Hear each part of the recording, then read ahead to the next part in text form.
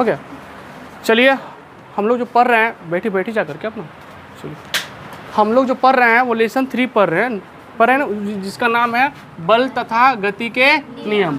हमने इसमें पढ़ा था बल क्या होता है, बल के कौन कौन से प्रभाव होते हैं, फिर हमने पढ़ा था इसमें संतुलित बल क्या होता है, असंतुलित बल क्या होता है, और फिर हमने पढ़ा था इसमें जड़त्व के बारे में पढ़ा था, इनर्शिया के बारे में पढ़ा था। तो हमने आपको बोला था पिछले क्लास में कि जड़त्व किसी पिंड का वह गुण है जिसमें कोई वस्तु अपनी विरामावस्था या समरूप गति की अवस्था को हमेशा कायम रखना चाहती है। इसका मतलब यह हुआ कि अगर कोई पिंड या वस्तु विराम में है तो विराम में रहना चाहेगा, ठीक है, ये हो गया आपका विराम जड़त्व। अगर कोई एक समान रूप से गति में है तो वो गति में ही रहना चाहेगा, या आपको हो गया उसका दूसरा रूप। कहने का मतलब क्या, जड़त्व कितने प्रकार के, 2 प्रकार के, गति जड़त्व, विराम जड़त्व। हमने पिछले वीडियो में इसके बारे में ढेर सा बात पर चर्चा किया था और आपको समझाया था। अब थोड़ा आगे बढ़ते हैं, इसमें टॉपिक है न्यूटन के गति के नियम। पहले समझिए, न्यूटन जो थे एक बहुत बड़े वैज्ञानिक थे। न्यूटन जो थे क्या थे, बहुत बड़े वैज्ञानिक थे जिन्होंने गति से संबंधित 3 नियम दिए। कितने नियम दिए? 3 नियम। न्यूटन जो थे एक बहुत बड़े क्या थे, वैज्ञानिक थे, साइंटिस्ट थे, जिन्होंने गति से संबंधित कितने नियम दिए? 3 नियम दिए, जिन्हें हम न्यूटन के गति के नियम से जानते हैं। तो कोई आपसे पूछेगा कि बताओ बाबू न्यूटन के गति के कितने नियम? 3 नियम। कितने नियम? 3 नियम। तो हम लोग बारी बारी से उसके बारे में पढ़ेंगे। तो पहला जो नियम है न्यूटन के गति नियम का प्रथम नियम, बोलेंगे प्रथम नियम। न्यूटन के गति के कितने नियम? 3। तो प्रथम नियम क्या कहता है समझो जरा गौर से। प्रथम नियम क्या कहता है? न्यूटन के प्रथम गति नियम के अनुसार, हम एक बात को बार बार बोलते हैं तो आप ये मत समझना कि हम मतलब बार बार बेकार में बोलते हैं, क्योंकि क्लास में सभी तरह के बच्चे होते हैं, सबको एक साथ लेके चलना है, तो ताकि 1-2 बार बोले ताकि सबको समझ में आ जाए। तो न्यूटन का जो प्रथम गति नियम है वो बोलता है, कहने का मतलब क्या कि न्यूटन के प्रथम गति नियम के अनुसार कोई भी पिंड या तो विराम अवस्था में रहना चाहेगा या एक समान गति की अवस्था को हमेशा कायम रखना चाहेगा। कब तक? जब तक उस पर कोई असंतुलित बल कार्य न करे, तब ना सर दिखेगा। तो देखिए हम इसका जो बोले प्रथम गति नियम, ये आपको सुना सुना लग रहा होगा। हमने जो बोला न्यूटन का प्रथम गति नियम, आपको सुना सुना लग रहा है ना? ये सर जी तो जड़त्व वाला बात बता रहा छी यहाँ। सेम बात, न्यूटन के मतलब जड़त्व के जो नियम है वो न्यूटन के प्रथम गति नियम से क्या है? संबंधित है। नहीं समझे? जड़त्व का नियम है वह न्यूटन के प्रथम गति नियम से क्या है? संबंधित है। तो न्यूटन के प्रथम गति नियम के अनुसार जब तक किसी पिंड पर कोई बाहरी असंतुलित बल कार्य न करे, समझिए गौर से सुनते रहिए। न्यूटन के प्रथम गति नियम के अनुसार कितने नियम? 3 होते हैं। तो पहला पढ़ रहे हैं कि न्यूटन के प्रथम गति नियम के अनुसार जब तक किसी पिंड पर कोई बाहरी असंतुलित बल कार्य न करे, तब तक वह पिंड विरामावस्था या समरूप गति की अवस्था को कायम रखना चाहती है। इसे ही बोलते हैं हम लोग न्यूटन का प्रथम गति नियम। नहीं समझ में आया? आप बोल सकते हैं कि न्यूटन के प्रथम गति नियम, तो बोलिएगा कि न्यूटन के प्रथम गति नियम के अनुसार जब तक किसी पिंड पर कोई बाहरी असंतुलित बल कार्य न करे, तब तक वह पिंड विरामावस्था या समरूप गति की अवस्था को हमेशा कायम रखना चाहती है। अतः जड़त्व का नियम न्यूटन के प्रथम गति नियम से संबंधित है। नहीं समझे? अतः जो न्यूटन का जो प्रथम गति नियम है वह जड़त्व के नियम के संबंधित है। नहीं समझ में आया? तो जो जड़त्व का नियम है उससे ही निकलता है किसका नियम? न्यूटन का प्रथम गति नियम। मतलब ये उससे क्या है? संबंधित है। मतलब कि न्यूटन का प्रथम गति नियम और जड़त्व का नियम दोनों क्या है? संबंधित है। वही है जो बात वो है, जो बात ये है, दोनों क्या है? सेम है। तो ये समझ में आया कि नहीं आया? तो ये था न्यूटन का प्रथम गति नियम। नहीं समझ में आया? बाकी 2 बचा, फिर हम लोग बारी बारी से उसके बारे में पढ़ेंगे। अब इसमें अगला एक टॉपिक आता है, तो आपको याद रहेगा ना? आपसे कोई पूछेगा बताओ बाबू न्यूटन की गति के कितने नियम? 3। प्रथम पढ़ लिया आपने? प्रथम पढ़ लिया ना कि न्यूटन का जो प्रथम गति नियम के अनुसार किसी पिंड पर जब तक कोई बाहरी असंतुलित बल कार्य न करे, तब तक वह पिंड विरामावस्था या समरूप गति की अवस्था को हमेशा कायम रखना चाहती है। यही हमारा न्यूटन का प्रथम गति नियम। अब हम बात करते हैं विराम जड़त्व के बारे में। तो हमने आपको जड़त्व पढ़ाया था, उसमें बताया था कि जड़त्व जो है वो 2 प्रकार के होते हैं, एक विराम जड़त्व, एक गति जड़त्व, रेस्ट इनर्शिया, मोशन इनर्शिया। तो हमने आपके इस बारे में पढ़ा चुका था। अब ये क्या है कि हमारे दैनिक जीवन में इसके बहुत सारे एग्जाम्पल रोज घटना घटता है, उदाहरण स्वरूप हमारे जीवन में वो घटता है। तो बारी बारी से बात करेंगे हमारे जीवन में विराम जड़त्व का क्या महत्व है और गति जड़त्व का क्या महत्व है। तो हमने लिखा विराम जड़त्व के उदाहरण, तो हमने पहला लिखा है कि बस या रेलगाड़ी के अचानक चलने पर उस पर बैठा सवार पीछे की ओर झुक जाता है। ये हम चर्चा कर लिए थे, फिर थोड़ा समझा देना चाहते हैं आपको। हमने बोला कि जब हम किसी गाड़ी, रेलगाड़ी या बाइक पर बैठते, किसी वाहन पे बैठते हैं, तो जब हम उस पर बैठे होते हैं तब वह गाड़ी और हमारा शरीर दोनों का होता है, विराम में होता है। लेकिन जैसे ही वो अचानक चला तो विराम से कहाँ गया, गति में। तो गाड़ी का जो निचला हिस्सा है, जो ज़मीन से संपर्क में है, ज़मीन के संपर्क में है, वो अचानक कहाँ गया, गति में आ गया। लेकिन हमारा शरीर जो है विराम में रहना चाहता है, जिस कारण हम पीछे की ओर झुक जाते हैं। ये हमारा हुआ ये वाला बात, नहीं समझे कि बस रेलगाड़ी के चलने पर हम कहाँ झुकते हैं, पीछे की ओर। रेलगाड़ी की बात करें, रेलगाड़ी रुका हुआ है, हम उसमें बैठे हुए हैं, तो रेलगाड़ी और सवार मतलब हम दोनों अस्थिर हुए, मतलब किस में हुए, विराम में हुए कि नहीं है, विराम में हुए। जैसे ही अचानक चला गाड़ी, वह खुली, तो हमने देखा कि जो ट्रेन का चक्का होता है वो ज़मीन से संपर्क में होता है, पटरी से संपर्क में होता है ना, तो पटरी ज़मीन से संपर्क, पटरी तो ज़मीन के संपर्क में ना है, तो निचला हिस्सा क्या गया, गति में आ गया। लेकिन हमारा शरीर जो है ऊपरी हिस्सा किस में रहना चाहता है, विराम में, जिस कारण हम पीछे की ओर झुक जाते हैं। तो क्या यह हमारे दैनिक जीवन में इस्तेमाल नहीं होता है? साइकिल पर बैठिए, मोटरसाइकिल पर बैठिए, किसी भी गाड़ी पर बैठिए, होता है कि नहीं होता है। चलिए दूसरी बात करते हैं। दूसरा लिखा है आपका, कंबल को तेज़ी से पीटने पर धूल कण का बाहर निकलना। अब ठंडी के महीने में हम लोग क्या करते हैं, अपने रजाई तोशक सबको क्या करते हैं, छत पर ले जाते हैं या बाहर निकालते हैं, धूप में निकालते हैं, ठीक है। और उसे पकड़ते हैं, दो आदमी से पकड़ते हैं, मोटा सा डंटा लेते हैं, छड़ी लेते हैं ना, मोटा सा डंटा लेते हैं और मारते, जोर जोर से उसको पीटते हैं ना। जोर से क्यों पीटते हैं, ताकि इसका जो गर्दा है, धूलकण है, वो कहाँ जाए, बाहर आ जाए। तो बाहर क्यों आता है, जब आप कंबल को पकड़े हैं, रखिए ना कंबल को, जब आप कंबल को पकड़े हुए हैं, इसका मतलब क्या कि कंबल और कंबल में लगा धूलकण, कंबल और कंबल में लगा धूलकण, दोनों के दोनों क्या है, विराम में है। जैसे आप उसे जोर से झटका मारे, इसका मतलब कंबल आगे कथी में, गति में, लेकिन उस पर जो धूलकण बैठा हो तो विराम में ही ना। तो अचानक वह विराम से गति में आएगा, तो थरथराएगा, हिलेगा, और हिलेगा तो क्या होगा, उस कंबल से अलग होगा, और कंबल से अलग होगा, बाहर निकलेगा। जैसे बाहर निकलेगा तो गुरुत्वाकर्षण बल के कारण कहाँ नीचे की ओर गिर जाएगा। तो क्या हो गया आपका, इसी विराम जड़त्व का हुआ उदाहरण हुआ। अब तीसरा लिखिए हम, पैर की शाखा को जोर से हिलाने पर, पैर की शाखा को जोर से हिलाने पर फल तथा पत्ती का गिरना। हम लोग अब जब छोटे बच्चे रहे होइएगा, आप लोग तो पैर पर चढ़ नहीं सकते, अब गिरेगा तो पैर सब टूट जाएगा, ठीक है। एक तो शरीर से भारी, कैसे चढ़ेगा तो लोग, बच्चे छोटे बच्चे से पेड़ पर चढ़ता रहता है, तो छोटे बच्चे पेड़ पर चढ़ते रहते हैं तो दिखना वो पेड़ पर चढ़ जाएगा, लेकिन उसका हाथ, तो बच्चे छोटे तो हाथ भी छोटा होगा, उसको वो चुमता नहीं रहता, वो जहाँ पर वो फल है वो उसको नहीं पकड़ मारता रहता है, उसका हाथ छोटा पड़ जाता है, वो पेड़ पर चढ़ता है और जोर से हिलाता है उसको, है जोर से हिलाता है ना। जैसे ही जोर से हिलाया, जैसे ही जोर से हिलाया, वो गिर के जन्म दीजिए, कोई बात नहीं, उठा लेगा।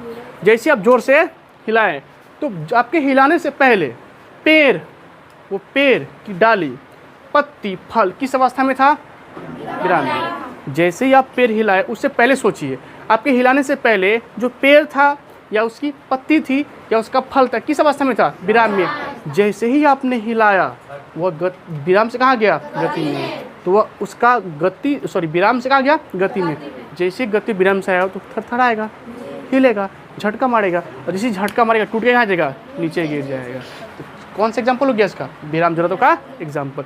तो क्या ये विराम जड़त्व से संबंधित घटनाएं हमारे जीवन में नहीं घटता है, बहुत सारा घटता है। स्कूल में देखा होगा, पहले जब हम लोग पढ़ने जाते थे ना, तो डेस्क बेंच नहीं था। जब उससे पहले की बात करो तो हम लोग जब कोचिंग पढ़ने जाते थे तो घर से एक बोरा लेके जाते थे, ये सुत्ती वाला बोरा, प्लास्टिक वाला बोरा, उसमें रख लिए, बस्ता लपेट लिए, कांख पे जाते एकदम चल दिए, जहाँ बैठने में बिछा लिए, ठीक है। तो हम लोग बोरा बैठते थे। हम लोग फिर गए क्या, या मिडिल स्कूल में गया, उस समय भी हम लोग के समय बेंच डेस्क नहीं था, तो दरी आता ना, दरी इतना चौड़ा चौड़ा टुकड़ा 5-5 फीट का रहता है, तो दरी पर बैठते थे। उसमें बैठने का मारपीट होता था, दरी बैठने के लिए हम लोग दरी छेकने के लिए 1 घंटा पहले चले जाते थे। आज स्कूल रूम क्लास हम लोग खुद ही खोलते थे कि क्लास खोलेंगे, दरी पहले छेक लेंगे, नहीं समझे, पहले जाते थे। तो उसमें होता था क्या कि मान लीजिए अब बच्चा थी स्कूल में, बच्चा तो नटखट होता ही है, शैतान का रूप है बच्चा, मतलब शैतान का रूप, ठीक है। बचपन में सब शैतान रहता है, चाहे हम हो या आप हो, सब होगा। आप लोग तो भी होबे करेगा ना, अरे हम बुढ़े हो गए, आप लोग तो बच्चे ना भी हैं, होगा। तो क्या किया, जैसे कोई बच्चा दरी पर बैठा हुआ है, भैया मतलब सॉरी बैठा नहीं, खड़ा है, कोई दरी पर खड़ा है, कोई आया, पकड़ा, जोर से खींच दिया, धड़ाम से गिरा, उसका मुंह कान फूट गया। तो जब दरी पर आप खड़े थे तो दरी और आपका शरीर किस अवस्था में था? विराम में था। जैसे ही उसने किसी दूसरे बच्चे ने दरी को पकड़ के जोर से खींचा तो दरी तो गति में आ गया और हमारा निचला हिस्सा दरी से जो हमारा पैर है वो दरी से सटा हुआ, तो दरी और हमारा पैर किस अवस्था में आ गया? गति की अवस्था में। लेकिन शरीर का ऊपरी हिस्सा तो विराम में ही है, तो जैसे ही अचानक वह विराम से गति में आएगा तो हम लोग कहाँ झुकेंगे? पीछे की ओर झुकेंगे भाई, पीछे की ओर ना। वो अचानक विराम में से गति में गए तो कहाँ झुकेंगे? पीछे की ओर। और जैसे पीछे की ओर गिरते हैं धड़ाम से सिर गिर जाते हैं, नहीं गिर जाते हैं। तो अभी किसका एग्जाम्पल है? विराम जड़त्व का। तो हम अपने जीवन में इसका उदाहरण रोज देखते हैं, नहीं समझे? लेकिन उनको पता नहीं था कि यह इससे जुड़ा बात है। तो अब तो समझ लिए ना कि हमारे जीवन में बहुत सारी घटनाएं हैं जो इससे क्या हुआ है? जुड़ा हुआ। हमने 3 ही लिखा है, लेकिन बहुत सारी घटनाएं हो सकता है। आप समझिएगा, आपको हमने बता दिया कि क्या होता है, कैसे होता है, बाकी तो आप लोग खुद समझ सकते हैं ना। चलिए अगला बात करते हैं हम लोग गति जड़त्व का। हमने लिखा गति जड़त्व के उदाहरण। तो हमने लिखा गाड़ी के अचानक रुकने पर। गाड़ी मतलब सभी तरह की गाड़ी समझिए। गाड़ी का मतलब खाली मत समझना कि बस ट्रक टेम्पू सब समझ जाओ, ट्रेन प्लेन सब समझ जाओ। गाड़ी के अचानक रुकने पर सवार आगे की ओर झुक जाता है। जैसे मान लीजिए, आप समझाए तो फिर भी समझा देते हैं कि हम ट्रेन में बैठे हैं, ट्रेन में हम खड़े हैं, ऐसे हम कुछ पकड़े नहीं है, ऐसे ही खड़े हैं, ठीक है। और गाड़ी चल रही, काफ़ी स्पीड गाड़ी चल रही है। तो उस समय हमारा शरीर और ट्रेन दोनों क्या है? गति की अवस्था में है। लेकिन जैसे ही वो ब्रेक मारा, ड्राइवर जो है ट्रेन का ड्राइवर, वो जैसे ब्रेक मारा तो ट्रेन तो उस समय गति में था, चक्का उससे जमीन सटा हुआ है, उसका निचला हिस्सा क्या है? गति में है। लेकिन जैसे ही ब्रेक मारा तो वह गति से कहाँ गया? विराम में। मतलब गति से कहाँ गया? विराम में। तो हमारा जो नीचे वाला हिस्सा है वो विराम में चला गया, लेकिन शरीर का ऊपर हिस्सा तो गति में ना है। ऊपर क्या है? गति में है। हमने क्या बोला कि जैसे ट्रेन रुका तो ट्रेन चल रहा है तो गति में है, मतलब हमारा शरीर का निचले हिस्सा पूरा शरीर क्या? गति में है। लेकिन जब ब्रेक मारा तो विराम आया, तो विराम में तो निचले वाला हिस्सा क्या हो गया? रुक गया ना। तो लेकिन हमारा शरीर का ऊपरी हिस्सा क्या है? गति में ना है। तो जैसे ही गति में है, आप क्या कर दिया? स्टैंड हिला दिया। हिल गया क्या? वीडियो देखो तो क्या अंधा की तरफ पैर लगाता है। ठीक से बैठना भाई। तो क्या हुआ कि जैसे ही वो ब्रेक मारा तो ट्रेन कहाँ गया? विराम में। तो ट्रेन का निचला हिस्सा कहाँ गया? विराम में। लेकिन हमारा शरीर का ऊपरी हिस्सा क्या है? गति में। इसलिए हम लोग आगे की ओर झुक जाते हैं। तो क्या इसका उदाहरण आप जीवन में नहीं देखे हैं? बिल्कुल देखे हैं। दूसरा है दौड़ता हुआ व्यक्ति एकाएक नहीं रुक सकता। आप लोग दौड़ में, इसमें बहुत सारे बच्चे दौड़ में भाग लिए होंगे। ये थे दौड़ में कौन भाग लिए थे? अच्छा बताइए, आप जो दौड़ कितना मीटर का दौड़ था आपका? 100 मीटर का। जब आप 100 मीटर आपका, जब मान लीजिए आप आए यहाँ पर 100 मीटर पूर गया, अचानक रुके थे? थोड़ा दूर चल के गए थे ना, थोड़ा दूर दौड़ के गए थे। देखिए जब आप दौड़ते हैं तो आपका पूरा शरीर क्या होता है? गति में होता है। पूरा शरीर क्या होता है? गति में। लेकिन जैसे अचानक आप रुकिएगा तो शरीर का ऊपरी हिस्सा तो गति में ही रहेगा, लेकिन जैसे जो भाग आपका ज़मीन से संपर्क में है तो अचानक कहाँ गया? विराम में। तो पूरा शरीर गति में है, अचानक विराम में आया तो पैर तो विराम में आ गया, लेकिन शरीर का जो ऊपरी हिस्सा है वो गति में है, गति में ही है। तो हम लोग क्या आगे की ओर गिर जाएंगे। इसलिए जब दौड़ने वाला व्यक्ति होता है, वह दौड़ता है तो धीरे धीरे अपनी स्पीड को बरकरार रखता है, और धीरे धीरे जाकर के वह जब नॉर्मल होता है तो वो क्या करता है? वह रुक जाता है। अचानक रुकेगा तो गिर जाएगा, क्योंकि वह गति में है। विराम में आएगा अचानक तो निचला तो विराम में आ जाएगा, लेकिन ऊपरा वाला भाग जो हमारा शरीर का है वो किस अवस्था में रहेगा? गति अवस्था में रहेगा। और आगे हम गिरेंगे तो हमारा मुँह कान फूट जाएगा। इसीलिए जो बच्चे दौड़ते हैं वो जब दौड़ते हैं, जहाँ पर इसका खत्म हो गया, जहाँ 100 मीटर पूर गया, फिर भी उसके कुछ दूरी तक वो दौड़ के धीरे धीरे जाते हैं। अचानक रुकिएगा तो मुँह कान पक्का फूट जाएगा। ट्राई करके देखना, घर पर देखना, ट्राई करके गिर जाएगा, वो गिर जाएगा। ठीक है, ये बउआ बिल भाग लिया होगा, जो सब भाग लिया होगा, देखा होगा। तो ये बात भी समझ में आ गया आपको? किसका एग्जाम्पल हो गया? गति जड़त्व का उदाहरण हो गया। तीसरा लिखा हमने कि चलती हुई गाड़ी से उतरते समय सावधानी।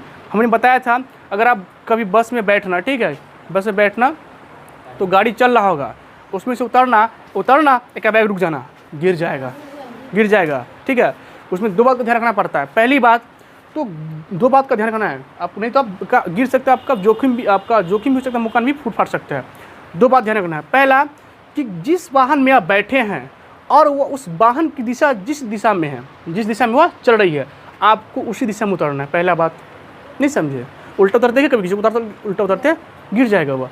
तो वाहन मतलब गाड़ी जिस दिशा में चल रही है आपको उसी दिशा में चलना है, पहला बात। दूसरा, जैसे ही आप गाड़ी से उतरे एकाएक मत रुकिएगा, थोड़ा दौड़ के चलिएगा। 5-10 कदम चलता है ना, जो उतरते हैं वह 5-10 कदम चलते हैं ना, वो चलते हैं। ऐसा क्यों? क्योंकि जब आप गाड़ी में हैं तो गाड़ी और आपका शरीर दोनों क्या है? गति की अवस्था में। जैसे ही आप अचानक रुकिएगा, आपका पैर कहाँ जाएगा? विराम में। लेकिन शरीर का ऊपरी वाला हिस्सा गति में ही है, गतिमान है। अब विराम है गति में, ऐसे झुकेगा नहीं झुकेगा, जैसे हम गति पूरा शरीर में रोक के, ये तो गति निचला विराम आ गया, हमारा ऊपर क्या गति वाला ऊपर वाला हिस्सा गति में, निचल क्या है विराम में, हमने पैर रखा जमीन के संपर्क में विराम में चले आए, लेकिन हमारा शरीर क्या है आगे को भागेगा ना, ऐसे क्यों भागेगा और हम गिरेंगे, हमारा मुंह सब क्या हो जाएगा, फूट फाट जाएगा। इसीलिए जब कोई व्यक्ति क्या करता है, गाड़ी से उतरता है, ट्रेन से उतरता है, तो थोड़ा दूर चल के जाता है। अब देखे कि नहीं देखे हैं, ये सभी के सभी किसके उदाहरण हैं, गति जड़त्व के। तो बताओ बाबू, आपको जड़त्व तो पहले समझ में आ चुका था, हमारे दैनिक जीवन में इनके क्या क्या महत्व वो समझ में आया, नहीं समझ में आया? इस सबको बारी बारी से आप लिख लीजिएगा, ठीक है? या जो वीडियो देख रहे हैं उनको बच्चे क्या जो हम पढ़ाते हैं लिखाते हैं उससे आप ध्यान से कलम कॉपी लेकर बैठिएगा, उसे टॉपिक बाय टॉपिक उसको नोट करते रहिएगा। इतना समझ में आ गया? थोड़ा आगे बढ़े, अगला चलिए अब आगे हम देखते हैं, एक टॉपिक है संवेग। क्या लिखा है? संवेग। संवेग इसे हम लोग बोलते हैं मोमेंटम। क्या बोलते हैं? मोमेंटम। समझिए क्या होता है, किसी भी वस्तु के द्रव्यमान, किसी भी वस्तु के द्रव्यमान और वेग के गुणनफल को, हमने बोला किसी भी वस्तु के द्रव्यमान और वेग के गुणनफल को संवेग कहा जाता है। इसका ऐसे ही मात्रक जो होता है वो किलोग्राम मीटर प्रति सेकेंड होता है। इसे पी से सूचित किया जाता है और यह एक क्या है, सदिश राशि है। समझिए गौर से, हमने बोला किसी भी वस्तु के द्रव्यमान और वेग के गुणनफल, तो कहने का मतलब अगर हम बात करें तो संवेग का, किसका बात करें? संवेग का। तो क्या फॉर्मूला हो जाएगा इसका? द्रव्यमान गुणे वेग, द्रव्यमान गुणे वेग। इसे हम बात करते P बराबर m इंटू भी, ये मेरा फॉर्मूला आ गया। चलिए P तो मेरा मोमेंटम हो गया, m क्या होता है? m मतलब द्रव्य मास, उसके इस मतलब क्या होता है? किलोग्राम।